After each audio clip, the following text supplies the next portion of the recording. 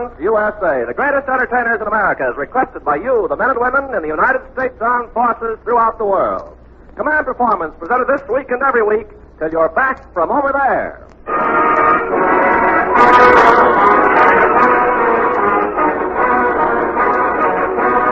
Okay there, gang. Here comes another 30-minute clam bacon oyster fry featuring your favorite stars as per your request to Command Performance, Armed Forces Radio Service, Los Angeles, USA. And wobbling up to the microphone now is your master of ceremonies for the evening, Gene Kelly's leading lady and anchors away, Frank Sinatra.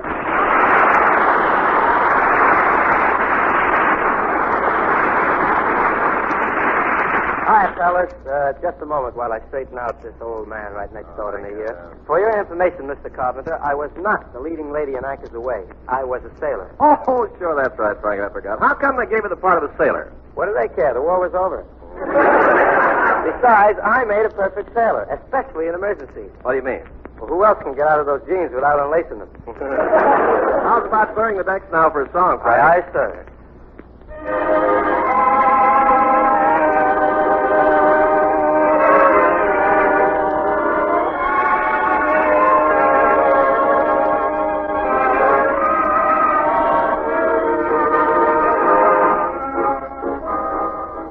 What makes the sun set? What makes the sun set? What makes the tide remember to hide? And why does it soon rise? What makes the star fall? Where does it fall to? Why does its flight make us stop in the night and wish as we all do?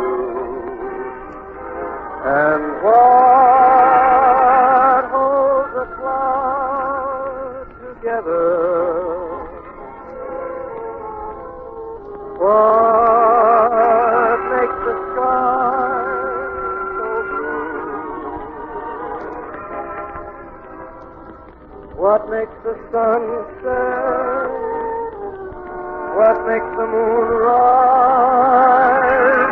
Is it my love? For you.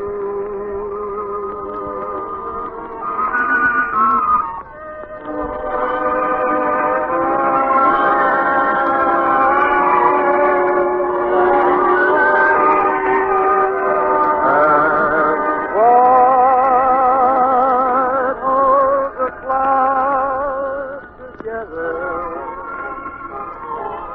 And what makes the sky so blue? What makes the sun set? What makes the moon rise? Is it my love for you?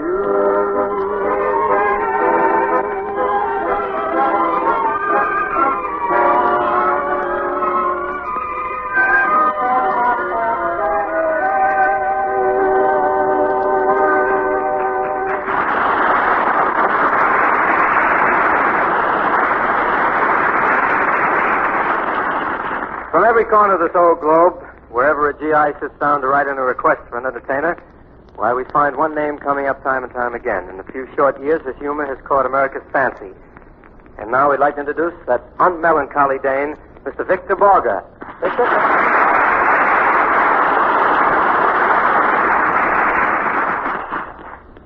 Well, thank you very much. This evening, I think I'll play a Brahms waltz in answer to a very special request. Well, who's the request from, Victor? My dog. From your dog. Yes, I have a little dog who enlisted in the Army 2 years ago. Very interesting. What branch is he in? Oh, he's a wolf, first class. I just received a letter from him. He writes... Here's the letter. Let's see. Dear Daddy, since I wrote last, we dogs have been very busy. They have had me working like a man.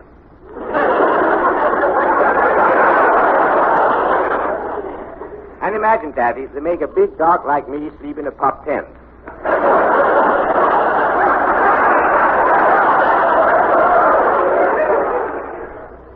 That's all for now, but please play my favorite piano piece for me, signed Randolph. And here's a P.S. As you know, I'm stationed on the desert. And you know how deserts are. Please, Daddy, send me just one little tree for shade. That's a very interesting letter, Victor. And I imagine so that's why you're playing a Brahms waltz this evening. Oh, no, I could play anything I wanted to. You see, he doesn't know one piece from another. He doesn't? Of course not. After all, he's only a dog. Oh, I see. Or do I? By the way, Victor, how long have you been playing piano? Well, Frank, perhaps I better start at the end. No, start at the beginning. That's what I said, the front end. I was born a baby in Denmark in the year 1 year before my first birthday. And we didn't have much money, and so I was born at home. After my mother saw me, she was taken to the hospital. At the age of 4, my parents wanted me to become a musician, but they didn't know exactly what instrument they wanted me to play until one night my father found me in the living room in front of the roaring fire. This made him very angry because we didn't have the fireplace.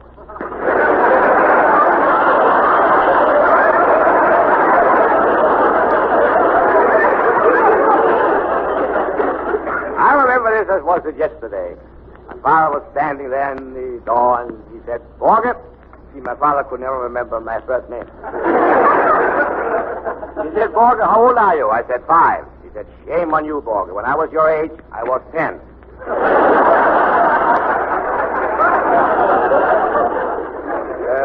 My father wanted to find out what instrument I should play, and so he told me to turn my back. Then he struck a note on the piano and said, what instrument is this? I said, the piano. He said, that's it. You're playing the piano. It was a great joke on my father. I knew it was the piano because I was looking in the mirror. So he sent me across town to take piano lessons, and what I liked best about piano lessons was the pedaling. Pedaling my bicycle back home after each lesson. So that's all very interesting, Victor. Are you ready to play something for us now? Yes, but would you care to hear Strauss, Rachmaninoff, Rimsky-Korsakov, Otto Schultz? Otto Schultz? I never heard of him. Is he a composer? Oh, no, he's my butcher. He promised me a steak if I will mention his name on the air. But I think I'll play the Warsaw Concerto.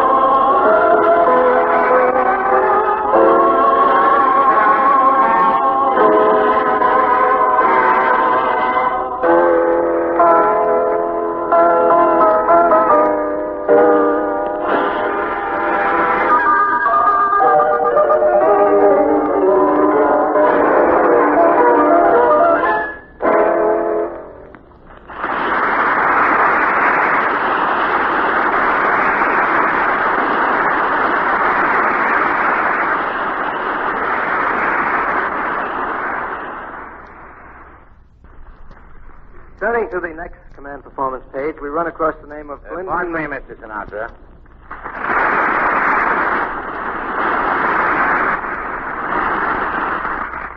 What can I do for you, buddy? Well, my name is Humphrey Bogart. Humphrey Bogart. That name has a very familiar ring to it. Humphrey Bogart. Oh, sure. You're Lauren Bacall's husband. Now I remember. Yes, that's right. I'm Mr. Bacall. Now, I have to talk to you about something very important. I'm in big trouble. What did you do, rob a bank for real? No. I'm serious, Frank. I need your help. Well, what's wrong, Bogey? Well, for the past few days, I've been getting threatening letters, and I'm scared. Gee.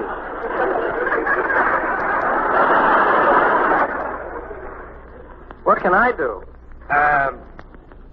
Well, I want to hire you for a bodyguard. You want to hire me as a bodyguard? That's right. Well, punch my TS card. A bodyguard. Bogey, honest, I'd like to help you out, but that ain't my racket. Oh, but please, Frankie, these threatening letters come from a guy who says he's going to kidnap my wife. Gee, he wants to kidnap your wife? Yeah. And I want you to be Lauren's bodyguard. Well, that's the kind of a body I'd like to guard. Now, you've got to help me. The thought of someone trying to kidnap my wife is driving me crazy. You don't know what it's like to feel that everything you've worked for can be destroyed by just one person. What do you mean I don't know what it's like? Oh, pardon me. I forgot about Crosby.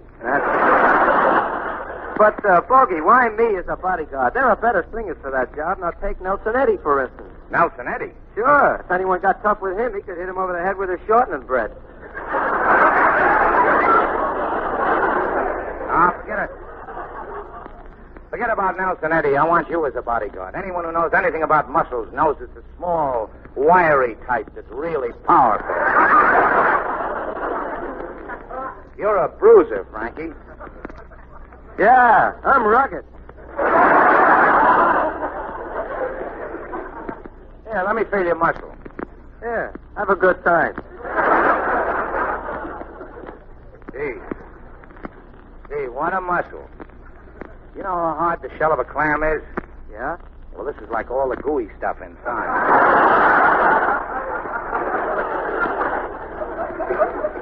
But that doesn't fool me, Frankie. You're a killer. I'm sorry, Bogey. I don't want to be a bodyguard. I don't like that type work. Why, Frankie, you're not the type who's afraid of his own shadow, are you? No, I'm the type who hasn't got any. Oh, come on. Come on. Please say you'll take the job as a bodyguard. Nah, it's too dangerous. You don't last long if you live dangerously. You won't last long if you live normally.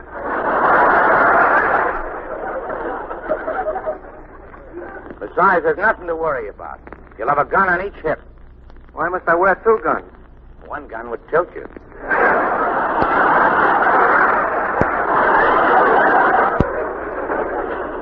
I'm sorry, Bogey. It's not for me. No, but the guy who takes this job will be paid well. Get Lawrence Tibbett. And the guy who takes this job will get plenty of favors from me. Get Andy Russell, buddy. And the guy who takes this job will be around Lauren Bacall day and night. Get Frank Sinatra. I'll take the job, Bogey, but I got to stick around here. Oh, well, good. Okay, I'll send Lauren right over. You just continue with the show. Right. Now I'd like to introduce a group of regular visitors to Command Performance. These kids have kicked many a tune around this mellow hall and answered to your many letters. So here they are again, those purveyors of hep harmony, the Pied Pipers.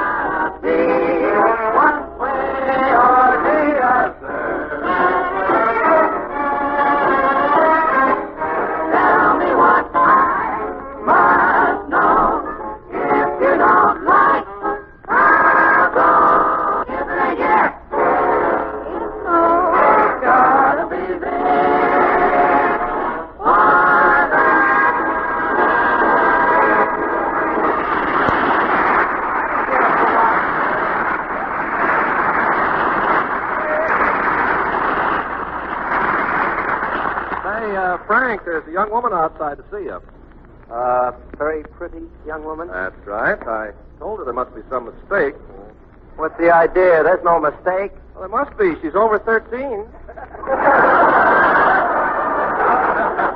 Never mind, Ken. I know who it is, and I'm expecting her. Will you show Miss Lauren Bacall in?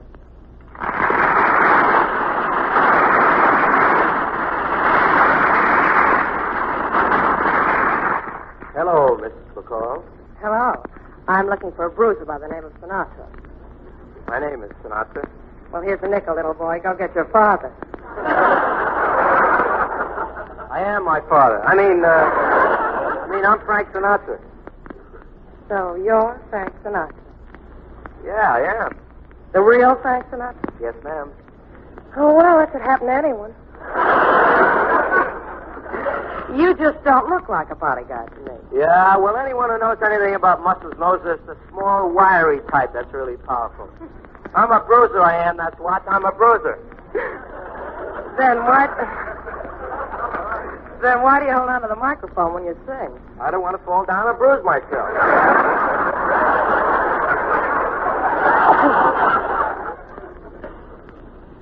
You know, you're looking at a perfect physical specimen. You know those pictures in the health magazines, the ones that say before and after? Yes. Well, I'm the guy that poses for the one that says not yet.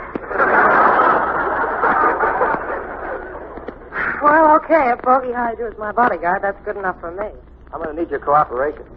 Well, if there's anything you want, just whistle. I ain't got enough air for breathing. She wants me to whistle.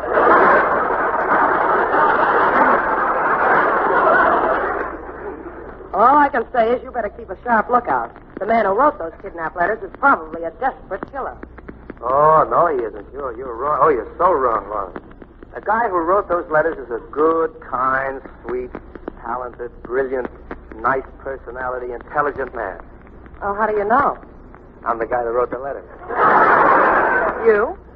Yes, darling. For years I've worshipped you from afar. I've longed for you. I've needed you, and I've wanted you. He talks like a wolf, but he looks like a cocker spaniel. I'm wild about you, Lawrence. Wild about you, do you hear? You've kindled a flame in my heart, and through my veins runs a hot Latin corpuscle.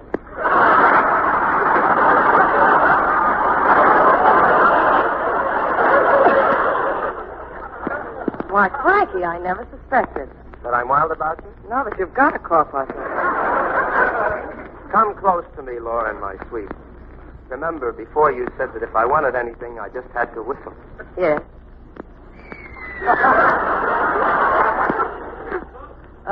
What do you want? Never mind. I'm all pooped out from whistling.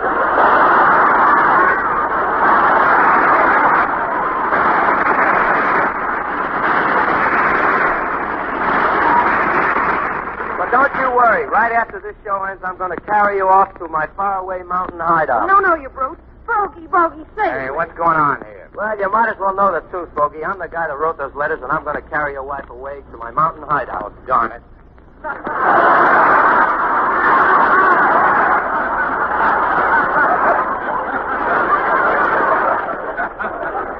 Why did it have to be one of those small, wiry, powerful guys? Step aside, buddy, before I slug you. Who, me? I'm talking to Lauren. Bogey, you gonna let him get away with this? Well, geez, so small and wiry. Don't forget the atomic bomb's pretty small, and Frankie's an atom. Could be, but he looks like one that's already been split. Okay, Bogey, you can take a powder now. Kid. Oh, Frankie, now, please, she's my girl. Yeah, well, just try and stop me, brother. I'll bash your skull in. Why, I'll break every bone in your body. I'll pulverize you. I'll belt you from one wall. That's what I love about these Army riders. They make me so brave. Well, come on, Lauren. Let's go. Goodbye, Bogey. Goodbye, Lauren. Drop me a card. Goodbye, Bogey. Goodbye, Frank. Tune in again tomorrow for the next episode in this thrilling story. Life can be completely ridiculous.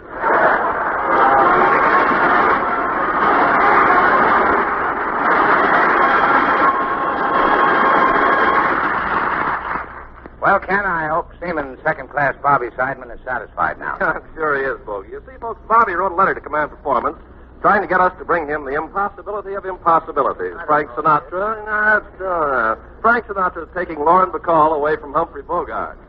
Come on, baby. We've wasted enough time around here. Let's get a move on. Not so fast there, short, dark, and undernourished. Watch out how you talk to me, buddy. Don't forget I'm wiry. Yeah, well, one more word and I'll pull your plug out. What do you say?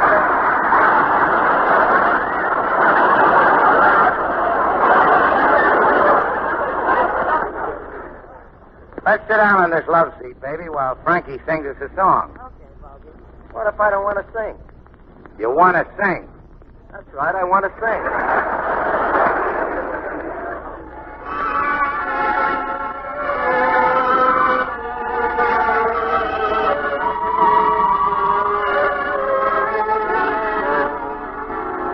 If I don't see her each day, I miss her. Gee, what a thrill each time I kiss her. Believe me, I've got a case on Nancy with a laughing face. She takes the winter and makes it summer. Summer could take some lessons from her. Picture a tomboy in lace. That's Nancy with a laughing face. Have you ever heard mission bells ringing? Well, she'll give you the very same glow. When she speaks, you would think it was singing. Just hear her say, hello. I swear to goodness, you can't resist her. Just give me some time, and she'll have a sister. No angel could replace my Nancy with a laughing face.